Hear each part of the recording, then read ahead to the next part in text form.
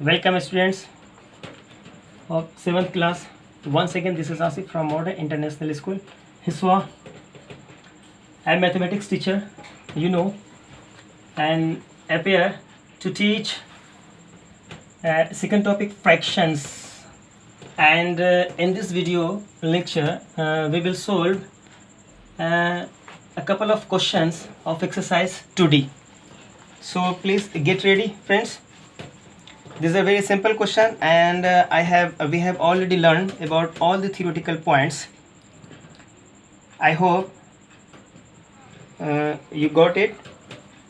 Now see exercise 2D. These are the objective type of questions. Mark tick against the correct answer in each of the following. But we have to solve. If the questions here is the mark only, but we have to solve properly. Then we can mark. Okay. First of all, solve the questions. Then we can mark. Yes, it is correct answer, A or B or C, whatever the answer.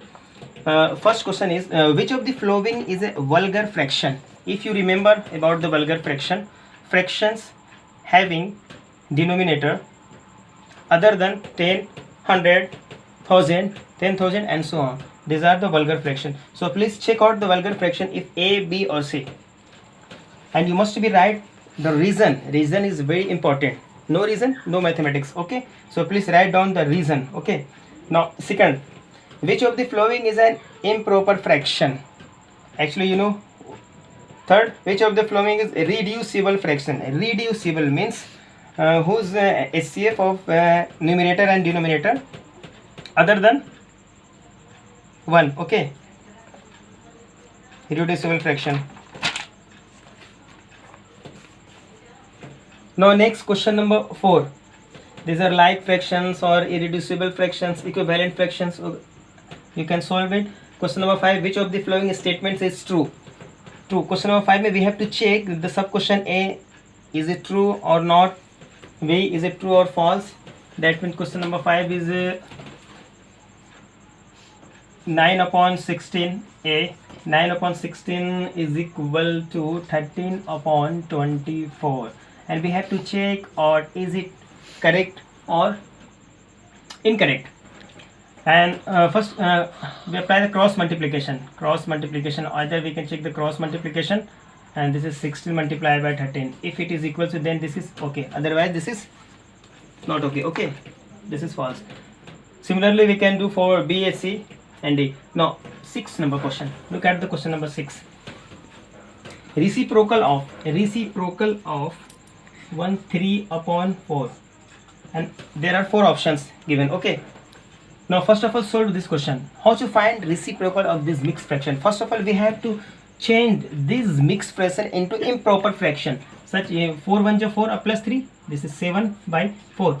Then the reciprocal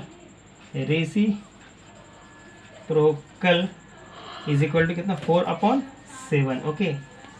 And you know very well, denominator change to denominator change to numerator, and numerator change to denominator. This is the reciprocal of this. Okay.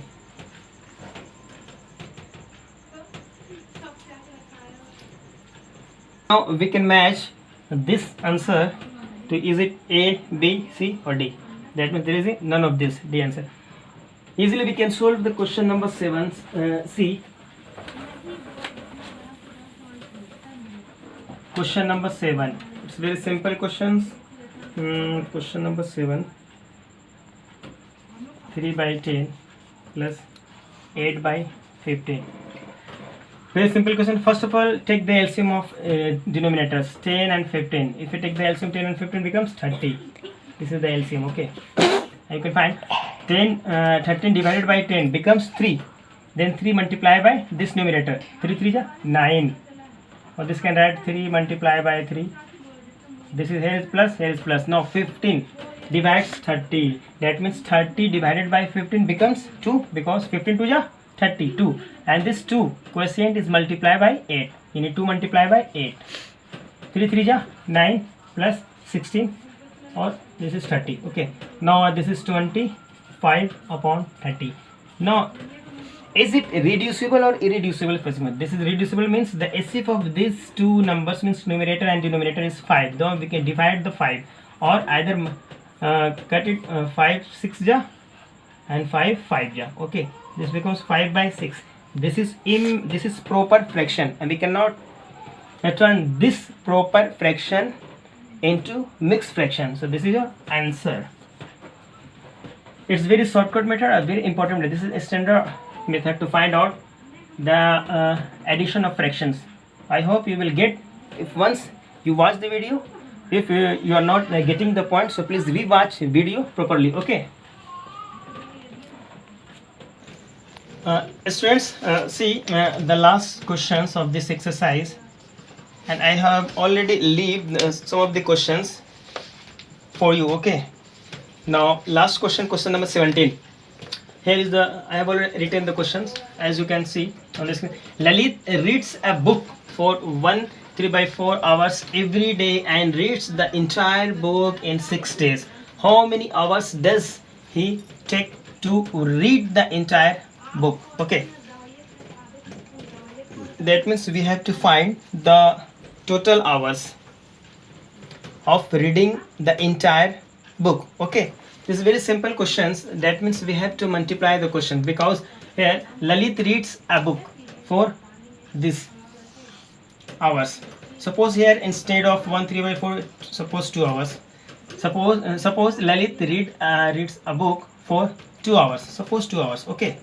Every day. That means per day Lalit reads a book for 2 hours. Then reads the entire book in 6 days.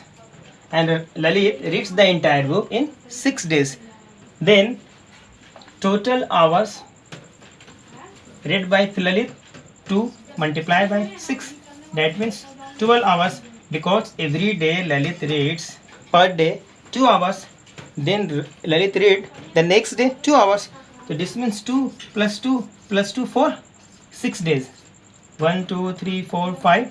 And this is, that means we have to add 2 in 6 times in 6 days. That means this can be multiplied. 2 multiplied by 6 becomes 12. So for the same fashion, we have to multiply these mixed fractions by 6 days. Now the required answer, one line, the required hours,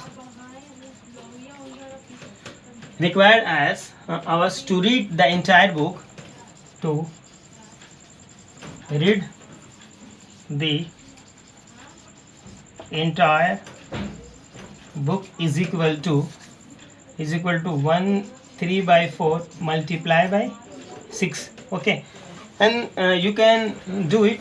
This is very simple. First of all, turn the into the improper fraction. 4 1 ja 4 plus 3, 7/4 multiplied by 6. So this is 2 2 ja or 2 3 ja.